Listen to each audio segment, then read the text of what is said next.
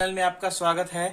अगर आप लोगों ने अब तक हमारे YouTube चैनल को सब्सक्राइब नहीं किया है तो प्लीज़ सब्सक्राइब जरूर करें और सब्सक्राइब करने के बाद बेल आइकन पर क्लिक करके नोटिफिकेशन को ऑन कर ले ताकि हम जो भी वीडियो अपलोड करें आपको आसानी से नोटिफिकेशन द्वारा मिल जाए। दोस्तों, आज की वीडियो बहुत ही इंपॉर्टेंट है, बहुत ही खास है।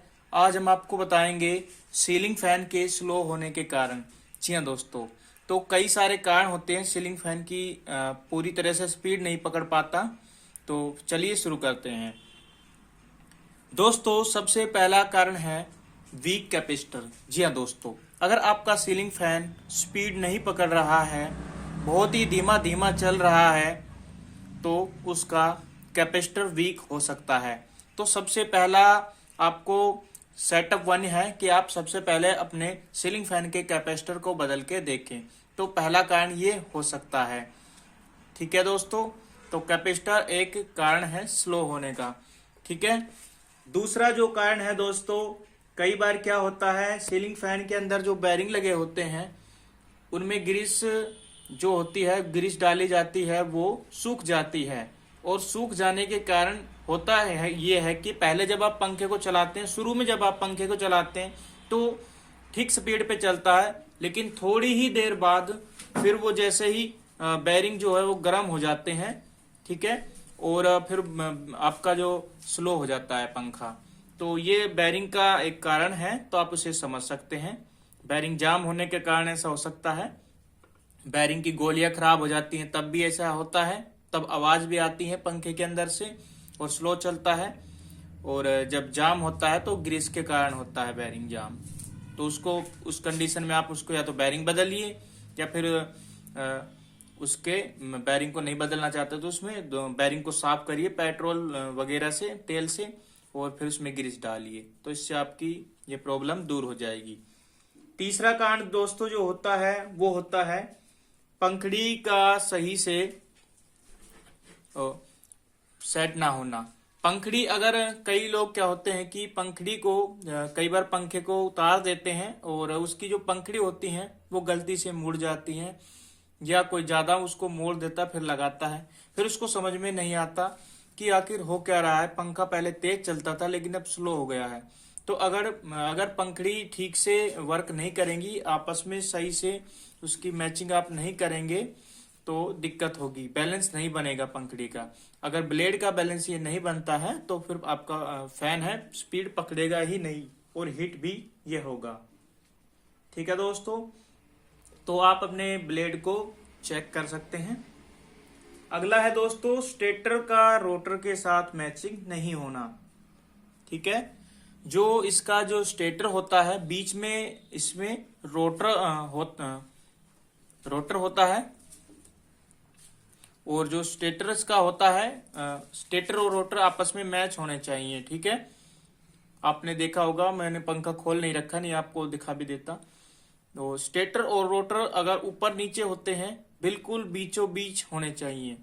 ठीक है, जो स्टेटर है वो बिल्कुल उसके जो इसका जो रोटर है वो रोटर इस साइड होता है, ऐसे ये रोटर है ऐसे इसके अंदर होता है जो, और बीच का जो जिसमें वाइंडिंग होती है वो इसका स्टेटर होता है।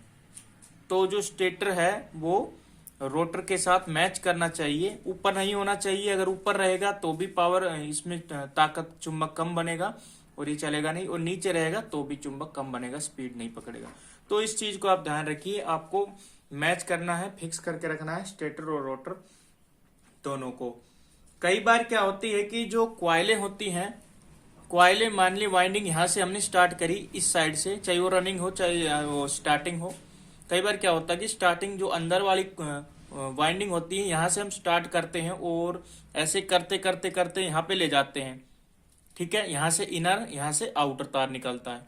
उन दोनों तारों और उन दोनों कॉइलों के बीच हम एक पेपर लगा देते हैं। पेपर इसलिए लगाते हैं कि वो कॉइल आपस में शॉर्ट ना हो जाए। अगर यहाँ की आपस में शॉर्ट होती है तो कोई दिक्कत नहीं है, चल जाएगा।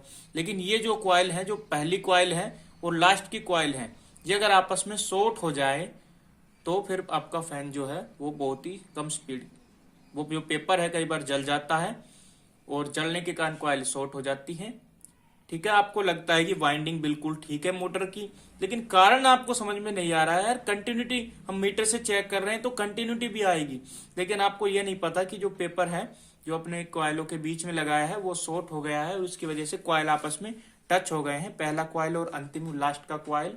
तो उसके कारण जब आप कैपेसिटर लगाते हैं तो कुछ ज्यादा फर्क उसमें नहीं पड़ता है, बहुत ज्यादा पंखा स्लो हो जाता है।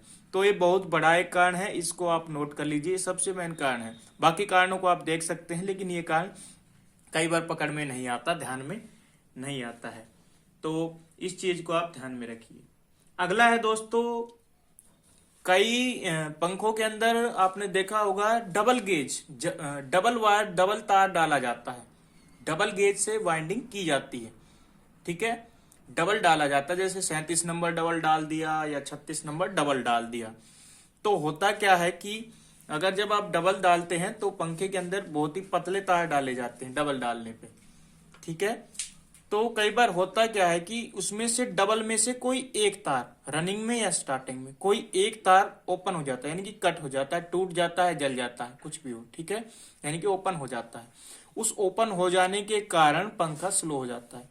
जब आप कंटिन्यूटी मल्टीमीटर से चेक करते हैं वैसे तो कंटिन्यूटी पूरी आती है, आप देखते हैं वाइंडिंग को तो वाइंडिंग आपको करेक्ट लगती है। फिर आप सोच में पड़ जाते हैं कि क्या कारण है, पंखा समझ में आ नहीं रहा है, वाइंडिंग भी ठीक है, सब कुछ ठीक है, लेकिन स्पीड पूरी नहीं आ रही है, बिजली भी सही है, कैपेसिटर भी सही है, सब चीजें ठीक है, रोटर भी ठीक बैठा रखा है, लेकिन कारण यही होता है कि एक तार जो होता है वो कहीं से कट हो जाता है।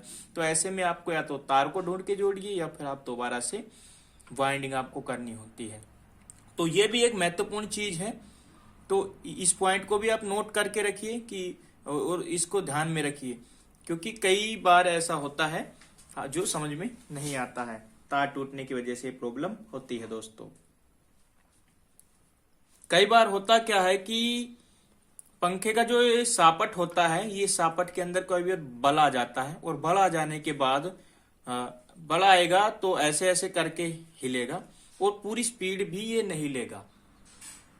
ठीक है, तो इस प्रॉब्लम में आपको पंखा हिलता हुआ दिखेगा, इसको आप आराम से पकड़ सकते हैं इस प्रॉब्लम को। ठीक है, तो आपको फिर सापट चेंज करना होगा। मैंने आपको दो प्रॉब्लम बताए हैं जो कि डबल तार वाली है। तो डबल तार अगर डबल गेज डाल रखे उसमें से कोई किसी भी कॉइल के अंदर रनिंग में या स्टार्टिंग में कहीं से भी कट हो जाना और एक तार पे ही पंखा चलना, तो एक तो ये मेन कारण है पंखे का स्लो हो जाना, जो कि पकड़ में बहुत कम आता है। दूसरा होता है दोस्तों, कॉइल जो होती हैं आपस में शॉर्ट हो जाती हैं। तो ये चीज दिखती नहीं है, कॉइल के अंदर जो कागज लगे होते हैं वो आपस में कागज बीच से जल जाता है, और कई बार जलता भी नहीं है, तो या कई बार कागज भी नहीं लगाते। कई लोग होते हैं कि ऐसे ही रिवाइंड कर दिया और जो कॉइल का जो इनर सिरा है और आउटर सिरा उसके बीच कागज नहीं लगाते, और फिर बाद में कुछ दिनों के बाद महीने 2 महीने में 3 महीने में 4 महीने कभी भी ज्यादा वोल्टेज आने पे, ज्यादा हीट होने पे वो आपस में शॉर्ट हो जाते हैं तारे, और तारे शॉर्ट हो जाने के बाद कंटिन्यूटी पूरी मिलती है, वाइंडिंग आपको नई लगती है, सब कुछ ठीक लगता है, लेकिन आपकी मोटर फिर नहीं चलती है। उस कंडीशन में आपको चेक करना पड़ेगा। ठीक है, तो इसको मल्टीमीटर से चेक करेंगे तो आपकी शायद आपकी पकड़ में ना आए, लेकिन आप बल्ब वगैरह से चेक करेंगे, 220 वोल्टेज का जो बल्ब होता है उससे सीरीज में लगा के आप चेक करेंगे तो ये प्रॉब्लम आपको समझ में आ सकती है। ठीक है, शॉर्ट होगा तो बल्ब बहुत ज्यादा तेज जलेगा, जो कि जलना नहीं चाहिए। ठीक है, वो आपके ऊपर है, आप पकड़ पाते हैं या नहीं पकड़ पाते हैं। तो आज की वीडियो में बस इतना ही। यही कुछ कारण होते हैं जो कि पंखे की स्पीड में कंप्लीट स्पीड उसमें नहीं मिल पाती, इन्हीं कारणों के कारण। ठीक है, तो आज की वीडियो में बस इतना ही। वीडियो पसंद आई हो तो लाइक कीजिए, दोस्तों में शेयर कीजिए, चैनल को सब्सक्राइब कीजिए। कुछ कहना चाहते हैं या किस चीज पे वीडियो चाहते हैं हमें कमेंट करके जरूर बताएं, या कुछ हमसे मिस हो रहा हो या आपको और भी इसके बारे में जानकारी हो, आप बताना चाहते हो, तो बेझिझक आप कमेंट कर सकते हैं। ठीक है, तो फिर मिलते हैं अगली किसी अन्य वीडियो के साथ। जय हिंद, जय भारत।